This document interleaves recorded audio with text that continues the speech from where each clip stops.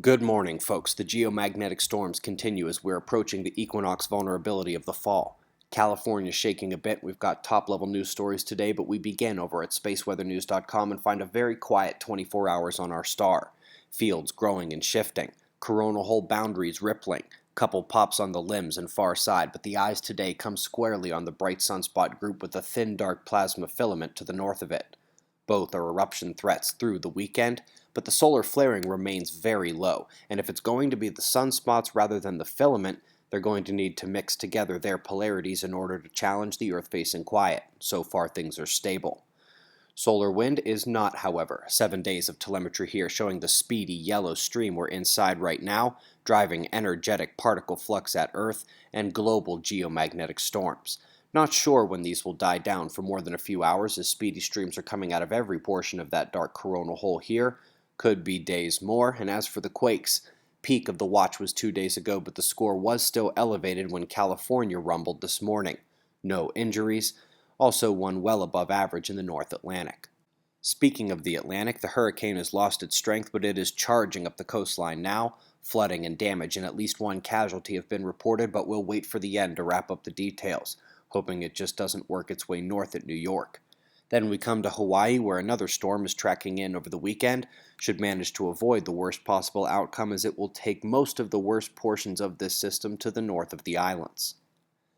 We're with Juno next. Apparently its science instruments turned on just fine at its flyby, and we're getting thermal emission spectrum sequences here with the top bluish frame made to highlight the auroral oval around the North Pole, and the red frame below it showing the thermal emissions from the different cloud layers and patterns at lower latitudes as well. Top story today, however, is this. The quasi-biennial oscillation stopped for a year. It just kicked back up a bit, but from the second half of 2015 through the middle of this summer, a 60-year pattern completely shut down.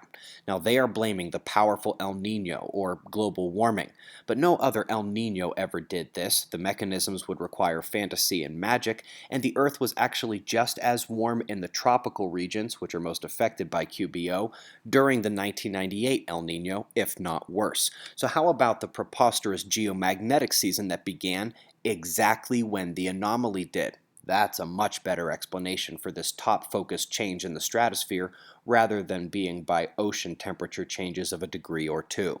Folks, if you aren't sure what we mean, check out earthchanges.org. While the long-term effects are not left out, we really focused on the crazy Earth shift that began the second half of 2015.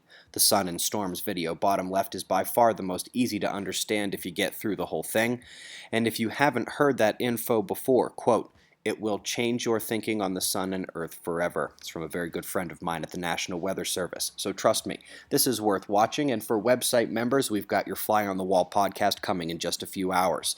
Right now, we've got pressure and radar forecast, followed by shots of our star to close. It's 4:05 a.m. in the new Valley of the Sun. Eyes open, no fear. Be safe, everyone.